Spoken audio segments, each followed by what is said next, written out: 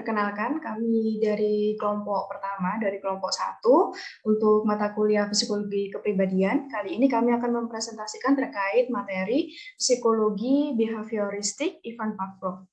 Untuk kelompoknya dengan saya sendiri, Aini Fatmawati dengan NIM 31 dan dia Serangga Permana Putra NIM 253. Selanjutnya. Baik. Untuk pertama, saya akan menjelaskan terkait mengenal materi behavioristik terlebih dahulu. Untuk pendekatan behavioristik, ini merupakan pendekatan yang berkembang secara logis dari keseluruhan sejarah psikologi eksperimental. Lalu untuk eksperimen yang dilakukan oleh Pavlov, yaitu dengan classical conditioning, mengungkapkan berbagai kegunaan teori dan tekniknya dalam memecahkan masalah tingkah laku abnormal seperti histeria, obsesional neurosis, dan paranosis. Lalu untuk perkembangannya diperkuat dengan tulisan dari Joseph Wolk tahun 1998 dalam buku Psychotherapy by Reciprocal Inhibition yang menginterpretasi perilaku neurotis manusia berdasarkan Pavlovian dan Hullian. Ini adalah teori Pavlov dan teori Hull, serta memberikan rekomendasi teknik dalam terapi behavioristik yaitu systematic desensitization dan assertiveness training.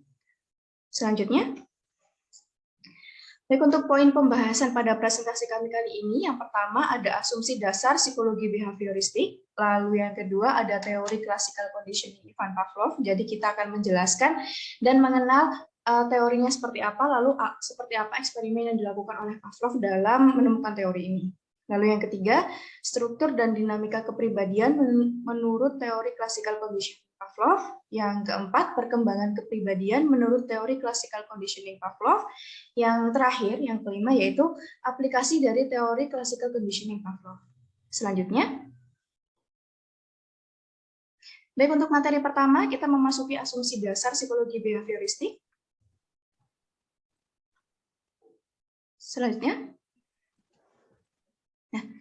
untuk asumsi dasar psikologi behavioristik dari pendapat Corey 2005, ini mengemukakan bahwa dalam behavioristik kontemporer terdapat 4 konsep teori yang mengembangkan behavioristik, yaitu yang pertama ada classical conditioning, yang kedua ada operant conditioning, yang ketiga social learning theory, dan yang keempat cognitive behavior therapy.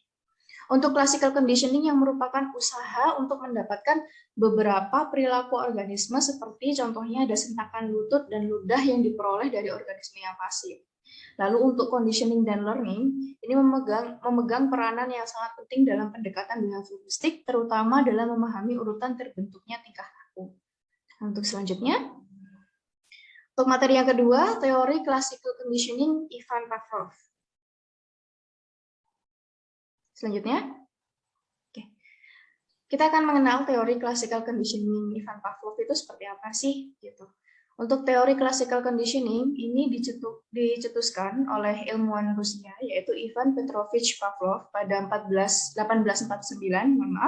sampai 1936. Pavlov berasumsi bahwa tingkah laku organisme dapat dibentuk melalui sebuah pengaturan dan manipulasi lingkungan. Untuk classical conditioning merupakan prosedur multilangkah yang mulanya membutuhkan sebuah stimulus yang tak terkondisikan atau UCS, yaitu unconditioned stimulus yang menghasilkan sebuah respon yang tak terkondisikan, yaitu UCR atau unconditioned response. Hal ini dibuktikan dengan melakukan eksperimen pada anjing. Untuk conditioning reflex atau phasic reflex ini ditemukan Pavlov secara tidak sengaja saat ia mempelajari fungsi perut dan mengukur cairan yang dikeluarkan dari perut anjing saat si objek penelitian atau anjing ini sedang makan. Selanjutnya, untuk eksperimennya seperti ini, ada gambar di sebelah kiri yaitu gambaran eksperimen yang dilakukan. Nah, eksperimen ini dilakukan dengan membedah kelenjar ludah pada anjing dan diberi alat penampung cairan yang dihubungkan dengan pipa kecil sehingga para peneliti dapat mengukur air liur yang keluar sebagai bentuk respon dan reaksi apabila ada makanan yang disodorkan. Pavlov mengamati bahwa air liur keluar tidak hanya pada waktu anjing sedang makan, tapi juga saat disodorkan makanan.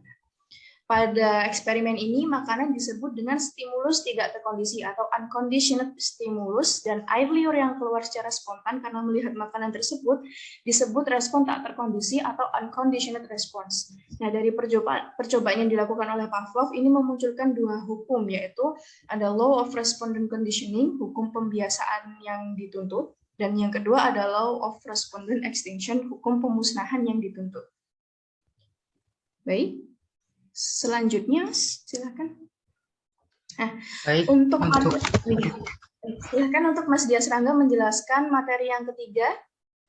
Baik, untuk materi yang ketiga, kita akan membahas struktur dan dinamika kepribadian psikologi behavioristik menurut teori klasikal conditioning Pavlov. Komponen dasar teori klasikal conditioning ada 4, yang membangun teori conditioning klasik dari Ivan Pavlov sebagai berikut. Unconditioned stimulus atau CS, unconditioned response atau CR, condition stimulus atau CS, dan condition response. Pavlov sesungguhnya menggunakan kata unconditioned reflex dan condition reflex sebagaimana diindikasikan dalam dua bukunya yang berjudul Condition Reflex dan Lecture on Condition Reflex. Selanjutnya, Pavlov menghadirkan stimulus baru berupa lampu dinyalakan beberapa saat sebelum ia memperlihatkan daging pada anjing. Hal ini dilakukan secara repetitif hingga pada akhirnya hanya dengan menyalakan lampu tanpa diikuti dengan memperlihatkan daging, anjing itu mengeluarkan air liurnya. Nyala lampu sebelum dipasangkan dengan daging disebut neutral stimuli, tapi setelah berpasangan dengan daging disebut condition stimuli atau CS, sedangkan keluarnya air liur oleh CS disebut condition response. Sebagai misal, ketika CS diuji cobakan berkaitan dengan makanan, beberapa respon pencernaan yang berbeda terjadi, yaitu 1. Pengkondisian refleks bantuan air liur dalam menelan makanan. 2. Pengkondisian respon keluarnya getah perut yang memfasilitasi pencernaan. Ketiga, pengkondisian insulin yang memperkuat daya simpan makanan. Terus materi keempat, perkembangan kepribadian menurut teori classical conditioning Pavlov. Ada 5 prosedur pemasangan condition stimulus, UCS unconditioned stimulus, dan dari proses conditioning yang masing-masing memiliki efektivitas sendiri, yaitu pertama, delay conditioning. Dalam conditioning pola ini, CS muncul terlebih dahulu dan menghilang pada saat atau selama kemunculan UCS. Sebagai contoh, pada suatu malam yang gelap gulita muncul badai topan. Malam yang gelap gulita diposisikan sebagai CS, hadir sebelum badai atau CS, dan tetap ada pada saat badai terjadi. Yang kedua, trace conditioning. CS muncul terlebih dahulu dan menghilang sebelum kemunculan UCS. Sebagai contoh, saat ibu memanggil anaknya makan, panggilan itu muncul dan menghilang sebelum makanan dihidangkan. Yang ketiga, simultaneous conditioning. CS dan UCS dihadirkan secara bersamaan. Contohnya saat kita memasuki sebuah restoran. Suasana restoran dihadirkan sebagai CS dan bau makanan yang menguar sebagai UCS hadir secara bersamaan. Yang keempat, backward conditioning. UCS muncul dan berhenti sebelum CS. Contohnya saat kita masih di dalam kelas lalu suara bel sekolah tanda jam istirahat dihadirkan sebagai CS, sebelumnya tercium masakan di kantin sekolah dan dianggap sebagai UCS, padahal kita masih belum keluar dan menuju ke kantin sekolah. Yang kelima, temporal conditioning. UCS dimunculkan dalam jarak waktu yang telah ditentukan dari CS. Contohnya saat kita men-setting alarm pada ponsel atau jam waker setiap pukul 6 pagi. Kelima, dalam poin pembahasan terakhir kali ini adalah aplikasi teori Pavlov dalam bidang psikologi klinis. Pengaplikasian teori behavioristik Ivan Pavlov dalam terapi teori conditioning klasik dapat digunakan untuk perilaku fobia. Misalnya seseorang sangat takut dengan air yang banyak dalam renang dalam kolam renang akibat takut tenggelam, dikarenakan pengalaman masa kecilnya yang hampir meninggal karena tenggelam. Prosedur terapi destinasi sistematis ini dikembangkan oleh Joseph Wolf pada tahun 1958 untuk menghalangi munculnya rasa takut dan menekan perilaku fobia dengan pendasaran menggunakan teori conditioning Pavlov. Wolf berasumsi bahwa fobia manusia dapat dihapuskan dengan cara yang serupa yang ia gunakan pada kucingnya. Ia menggunakan 3 macam cara untuk inhibisi, relaksasi, dan pernyataan tegas. Terapi desensitisasi. Pelaksanaan desensitisasi mencakup 4 langkah. Yang pertama, penyusunan hierarki kegelisahan. Kedua, pelatihan relaksasi. Ketiga, kontra conditioning, pemasangan relaksasi dengan stimulus yang ditakuti. Dan keempat, pengukuran sejauh mana pasien dapat berinteraksi dengan objek yang ditakuti. Relaksasi digunakan untuk menolak balik perilaku fobia. Relaksasi juga digunakan sembari membayangkan peristiwa yang membuat klien ketakutan. Relaksasi digunakan dengan menggunakan serangkaian latihan otot yang dikembangkan Jacobson pada tahun 1983 yang melibatkan penegangan otot tertentu dan melepaskan tegangan atau proses pengenduran.